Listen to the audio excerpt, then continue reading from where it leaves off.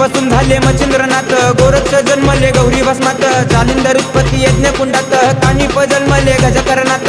अलख निरंजन नवनाथाय नमः, अलख निरंजन नवनाथाय नमः, अलख निरंजन नवनाथाय नमः, अलख निरंजन नवनाथाय नमः.